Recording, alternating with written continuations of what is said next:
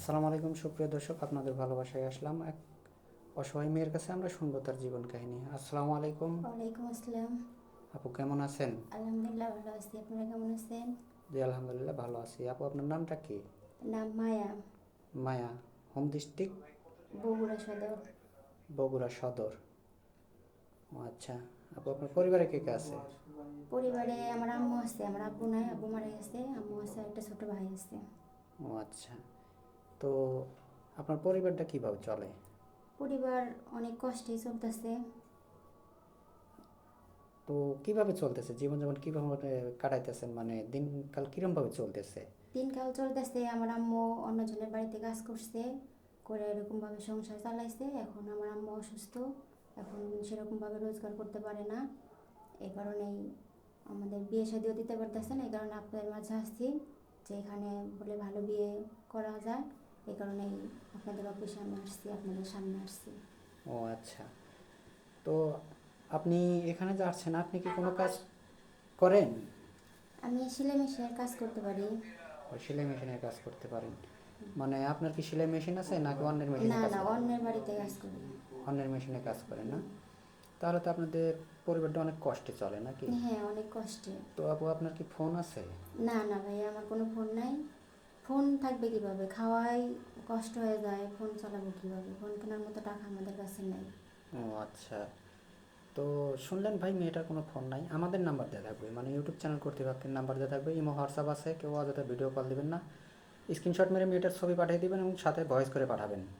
তো আপু আপনার লেখাপড়া কতটুকু করছেন? লেখাপড়া 8 পর্যন্ত পড়াশোনা করছি। বাবা মারা যাওয়ার পরে তো আপু আপনি লেখাপড়া কতটুকু করছেন? লেখাপড়া এসএসসি পাস করছি। এসএসসি পাস করছেন?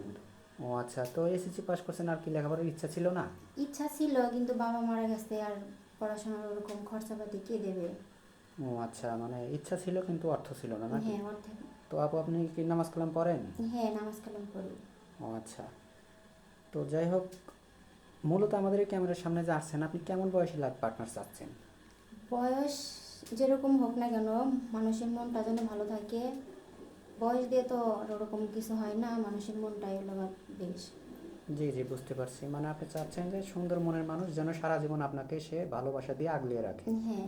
তো সে শুধু আপনাকে ভালোবাসা দিয়ে আগলিয়ে রাখবে, আপনি কি আপনার স্বামীকে কি মনের থেকে ভালোবাসা দিয়ে আগলিয়ে রাখতে পারবেন? হ্যাঁ, স্বামীকে ভালোবাসা দিতে পারবো, মনের থেকেই রাখতে পারবো।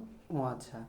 তো যাই হোক আপু, আপনি যে বলতেছেন যে বয়স দিয়ে কোনো আসে যায় না, যদি আপনাকে একটু ভেঙে বলতেন যে কেমন বয়স হতে হবে আপনার লাইফ পার্টনারের?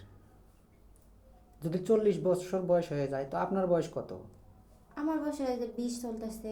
20 বছর। তো যদি হ্যাঁ। 40 বছরের কোনো ভাই আপনাকে বিয়ে শাদী করতে চায়, আপনি কি বিয়ে শাদী করবেন? হ্যাঁ, সমস্যা নাই, করতে হবে। ও আচ্ছা। আপনি তো অনেক সুন্দর, অনেক একটা কিউট মেয়ে, বয়সও কম। তো তারপরে এরকম মন্তব্য করতেছেন যে 40 বছর বয়স। তো যাই হোক, মনটা ভালো হলে হবে নাকি? হ্যাঁ, মনটা ভালো হলেই যদি হবে। কারো বেবি থেকে থাকে, যদি সে ভাইয়ের একটা বাচ্চা থেকে থাকে, যদি তারপর আপনাকে বিয়ে শাদী করতে চায় বা আর একটা তার ওয়াইফ আছে, তো আপনাকে এরকম হলে বিয়ে শাদী করবেন? হ্যাঁ, ওরকম হলেও করতে হবে। কারণ সে যদি তার বউ থাকাকালীন যে আমার খোঁজ খবর ঠিকভাবে নেয়, আমাকে ভালোবাসা ঠিক মতো দেয়, তাহলে তো আমার কোনো সমস্যা নেই। জি জি, অনেক সুন্দর কথা বলছেন। তো যাই হোক আপু, কারো জীবন কাহিনী 2-4-5 মিনিটে শেষ করা তাই না। ভালো থাকবেন, সুস্থ থাকবেন, এই বলে শেষ করছি। আল্লাহ হাফেজ।